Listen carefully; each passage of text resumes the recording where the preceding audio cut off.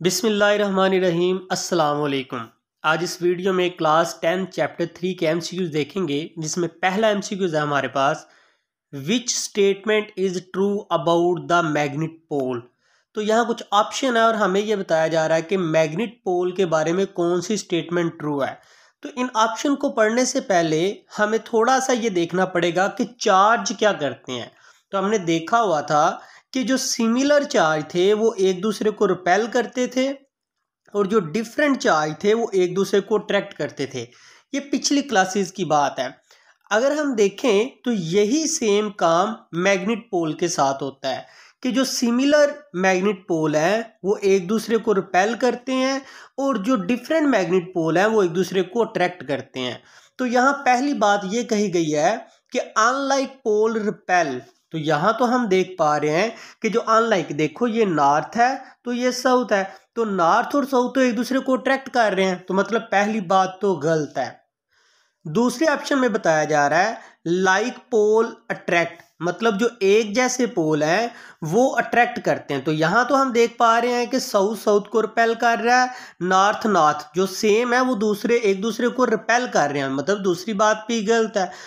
तीसरी में बताया जा रहा है magnet pole do not affect each other. तो भाई एक मैग्नेट पोल जो होता है दूसरे को अफेक्ट करता है। मान लो कि यहाँ पे हमारे पास ये एक बार मैग्नेट है और बार मैग्नेट का एक पार्ट होता है नॉर्थ पोल और दूसरा होता है साउथ पोल। अगर हम किसी वजह से ये जो बार मैग्नेट है ये तोड़ देते हैं और इसका सिर्फ और सिर्फ एक पोल हमारे पास बचता है जो कि नॉर्थ था, तो ये अकेला एग्जिस्ट नहीं करेगा। नॉर्थ जो है वो दोबारा एक नॉर्थ और उसका एक हिस्सा साउथ बन जाएगा अगर हम इसको तोड़ भी दें। तो राइट ऑप्शन है a single magnet pole does not exist. Next question देखते हैं। नेक्स्ट क्या बताया जा रहा है, What is the direction of magnet field line inside a bar magnet? यहाँ कुछ ऑप्शन दिए गए हैं तो हमें बताना है कि मकनातीस के अंदर मैग्नेट फील्ड लाइन की डायरेक्शन क्या होती है। तो सबसे पहले तो ये बार मैग्नेट है और हम ये जानते हैं, हमारी बुक के ऊपर इसकी डायग्राम भी बनी है और हम ये जानते हैं कि जो मैग्नेट फील्ड होती हैं वो नॉर्थ पोल से निकलती हैं और साउथ पोल की तरफ जाती हैं। ये तो हम सबको पता है। जैसे ही बच्चे इस क्वेश्चन को देखते हैं तो उसका ऑप्शन लगा देते हैं north pole to south pole, लेकिन ये समझना भूल जाते हैं कि उसने हमें यहाँ से पूछा हुआ है line inside a bar magnet. हमने ये देखनी है कि मकनातीस के अंदर जो बार मैग्नेट की फील्ड है, मैग्नेट फील्ड है, मकनातीस के अंदर बार मैग्नेट के अंदर उनकी डायरेक्शन क्या है।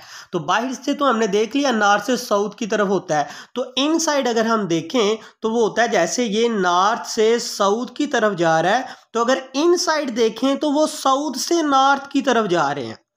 तो यहाँ देखें ये नॉर्थ से निकल के साउथ की तरफ आया, तो अंदर अगर देखें इस लूप को कंप्लीट करें तो ये साउथ से नॉर्थ, अगर तो बाहर की तरफ पूछ रहा है तो फिर तो ये ऑप्शन ठीक है नॉर्थ से साउथ, लेकिन वो इनसाइड पूछ रहा है तो इनसाइड क्या है हमारा right option, from south pole to north पोल।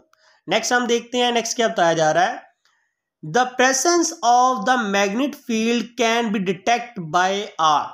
जो मैग्नेट फील्ड होती है उसको हम किस तरह से देखते हैं कि कहीं मैग्नेट फील्ड है कि नहीं। तो सबसे पहले हमें ये देखना है कि ये एक मैग्नेटिक कंपास होती है। जैसे ये मैग्नेट बार मैग्नेट इसके पास आता है तो ये मूव करती है, हालांकि ये टच नहीं करता। इसका मतलब ये है कि टच होने से पहले मैग्नेट फील्ड इसके साथ टच होती हैं। तो ये जो मैग्नेट कंपास होता है ये मैग्नेट फील्ड मिलने से मूव करता है। तो यही तो पूछा गया, the presence of a magnetic field can be detect.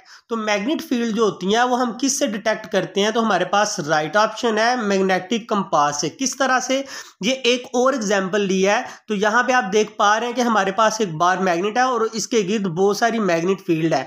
तो अगर आप इसकी तरफ ध्यान दें तो जो मैग्नेट फील्ड के एरो की डायरेक्शन होती है वही इसके एरो की डायरेक्शन होती है। मतलब ना सिर्फ ये मैग्नेट फील्ड से मूव करता है बल्कि ये मैग्नेट फील्ड की डायरेक्शन भी बताता है। तो राइट ऑप्शन है मैग्नेटिक कंपास। नेक्स्ट ऑप्शन है, नेक्स्ट क्या बताया जा रहा है, if the current in a wire which is place perpendicular to magnet field increase the force on the wire. तो यहाँ कुछ ऑप्शन दिए गए हैं और पूछा हमसे ये गया है कि अगर एक वायर, मान लो ये जो है ये एक वायर है, अगर एक वायर को आप मैग्नेट फील्ड लाइन के अंदर रखते हो और उसकी करंट को इंक्रीज कर देते हो तो क्या होगा भाई। अगर ये जो वायर है अगर आप उसको मैग्नेट फील्ड के अंदर रखोगे तो उसकी करंट इंक्रीज करने से उसकी जो मूवमेंट है वो भी क्या हो जाएगी, इंक्रीज हो जाएगी। तो राइट ऑप्शन है इंक्रीज। जैसे ही इसमें आप करंट को बढ़ा देते हो तो ये जो मैग्नेट फील्ड लाइंस होती हैं ये भी ज्यादा हो जाएंगी, तो ये जो अंदर कॉइल मूव कर रही है इसकी स्पीड बढ़ जाएगी। नेक्स्ट हम देखते हैं, नेक्स्ट क्या बताया जा रहा है, अ डीसी मोटर कन्वर्ट। तो डीसी मोटर क्या करती है, ये डीसी मोटर है वो क्या कर रही है, यहां से उसको करंट मिल रहा है और करंट वो इधर जब इसको मिलता है तो ये मूव करती है। तो इसका मतलब यह है कि पहले इलेक्ट्रिकल एनर्जी इसको मिल रही है और इलेक्ट्रिकल एनर्जी लेके वो क्या कर रही है, आगे से घूम रही है। अगर एनर्जी नहीं मिलेगी, आपके घर में अगर पंखा लगा है उसको भी अगर बिजली नहीं मिलेगी तो वो घूमेगा कैसे, वो भी डीसी मोटर है। तो देखिए यहां पे ये बताया जा रहा है कि ये क्या करता है, इलेक्ट्रिकल एनर्जी को लेता है और आगे घूम जाता है। घूमने को, मोशन को हम बोलते हैं मैकेनिकल एनर्जी। तो डीसी मोटर क्या कर रही है, इलेक्ट्रिकल एनर्जी को मैकेनिकल एनर्जी में तब्दील कर रही है।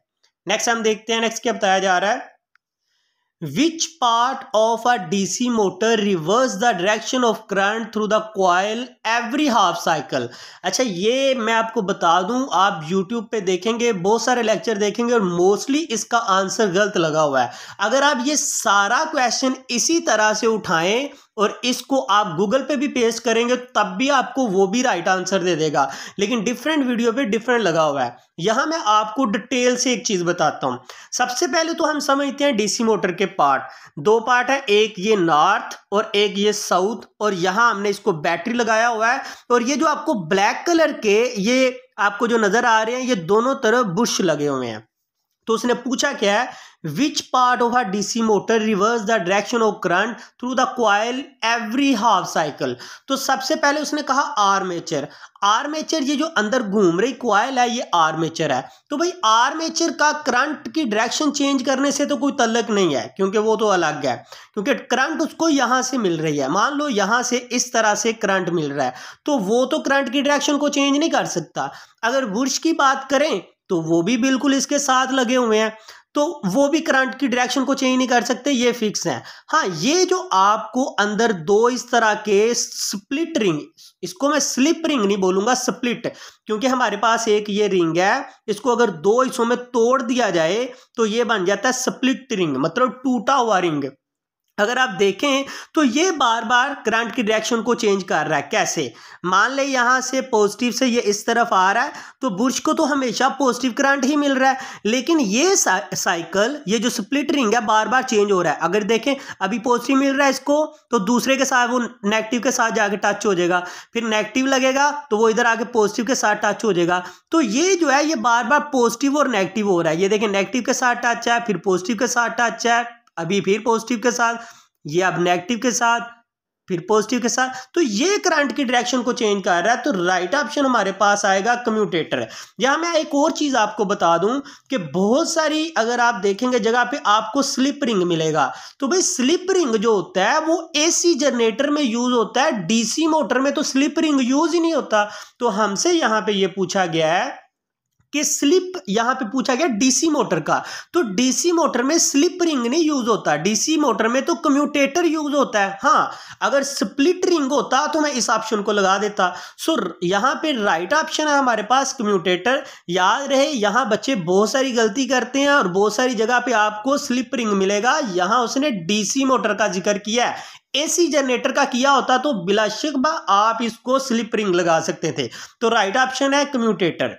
नेक्स्ट मूव करते हैं, नेक्स्ट क्या बताया जा रहा है, the direction of induced EMF in a circuit is in accordance with conservation of.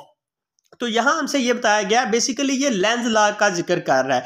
तो लेंज लॉ में क्या था, सबसे पहले तो ये इंड्यूस ईएमएफ क्या होता है। देखिए अगर आप किसी सर्किट में बैटरी लगाते हैं और बैटरी की वजह से जो करंट पैदा होता है या उसमें पोटेंशियल डिफरेंस पैदा होता है, तो वो तो आप पोटेंशियल डिफरेंस बोलते हो या उसको ईएमएफ बोलोगे आप। लेकिन यहाँ कोई बैटरी नहीं है, बिना बैटरी जो करंट पैदा होता है उसको बोलते हैं इंड्यूस करंट, और बिना बैटरी जो ईएमएफ पैदा होता है उसको बोलते हैं इंड्यूस ईएमएफ। देखें यहाँ पे हमने कोई बैटरी तो नहीं लगाई, लेकिन आपको इसके अंदर करंट नजर आ रहा है। अब हमें ये बताया था लेंजला ने कि भाई जो आप बार मैग्नेट पे एनर्जी लगाते हो ना, जितनी एनर्जी लगाते हो उतना ही करंट इसमें पैदा होता है। तो बेसिकली उसने ये बताया था कि आपकी एनर्जी ही इंड्यूस ईएमएफ या इंड्यूस करंट में तब्दील हो रही है। तो राइट ऑप्शन है एनर्जी। नेक्स्ट हम मूव करते हैं। नेक्स्ट क्या बताया जा रहा है, द स्टेप अप ट्रांसफार्मर। अब ट्रांसफार्मर हमारे पास दो तरह के होते हैं, एक होता है स्टेप डाउन और एक होता है स्टेप अप। ये स्टेप अप, सबसे पहले तो मैं आपको बता दूं कि ट्रांसफार्मर क्या करते हैं, वोल्टेज को कम या ज्यादा करते हैं, वोल्टेज को इंक्रीज या डिक्रीज करते हैं। तो ये करंट वाला तो नहीं होगा इसमें, तो ये प्राइमरी टर्न रेशियो भी नहीं होगा, ये भी नहीं होगा, क्योंकि वोल्टेज का जिक्र नहीं है। तो राइट ऑप्शन है इंक्रीज द इनपुट वोल्टेज। तो मैं यहां कुछ और आपको बता दूं कि ये अगर प्राइमरी कॉइल ज्यादा होंगी ना तो इसको बोलेंगे, और सेकेंडरी कॉइल कम, जिसकी सेकेंडरी कॉइल कम होंगी वो स्टेप डाउन होगा, और जिसकी सेकेंडरी कॉइल ज्यादा होंगी, देखिए प्राइमरी कम है सेकेंडरी ज्यादा है, जिसकी सेकेंडरी ज्यादा होंगी वो स्टेप अप कहलाएगा। और ट्रांसफार्मर वोल्टेज के ऊपर काम करता है, या उनको कम करता है या ज्यादा, और जो हमारे पास स्टेप अप होता है वो वोल्टेज को ज्यादा करता है, और जो स्टेप डाउन होता है वो वोल्टेज को कम करता है। चलिए नेक्स्ट देखते हैं। नेक्स्ट क्या बताया जा रहा है, the turn ratio of a transformer. तो ये इस दफा बोर्ड में भी आया था, तो मैंने बोर्ड की भी देखी थी और उसका भी जो आंसर था वो भी मैं आपको बता देता हूं। तो यहां पे बात हो रही है टर्न रेशियो की, इसमें भी बहुत सारे लोग मिस्टेक करते हैं। तो यहाँ टर्न रेशियो की बात हो रही है, तो मतलब नंबर की बात हो रही है, ये टर्न होते हैं, इसका फार्मूला होता है NS आवर NP। तो टर्न रेशियो उसने कितनी बताई है यहाँ पे, the turn ratio transformer, basically I think so कि ये कम लिखा हुआ है, टर्न रेशियो थी 10। तो मान ले यहाँ पे इसकी टर्न रेशियो है 10, तो ये NS इधर ही रहेगा और ये 10 इधर ऐसे ही है, और ये NP इधर जाके मल्टीप्लाई हो जाएगा, और हमारे पास जो राइट ऑप्शन है वो NS इक्वल 10 NP। तो यहाँ राइट ऑप्शन ये है। लेकिन बोर्ड में जब ये MCQs आया था तो बोर्ड वालों ने ये ऑप्शन दिया था कि इन चारों में से किसी ने अगर कोई भी आंसर लगाया तो उन्होंने इसका नंबर दिया हुआ था। तो यहाँ पे राइट ऑप्शन वैसे है NS equal 10 NP। Hope so आपको इसकी समझ आई है। अगर फिर भी आपका कोई क्वेश्चन हो तो आप कमेंट सेक्शन में पूछ सकते हैं। मिलते हैं नेक्स्ट वीडियो में, तब तक अल्लाह हाफिज।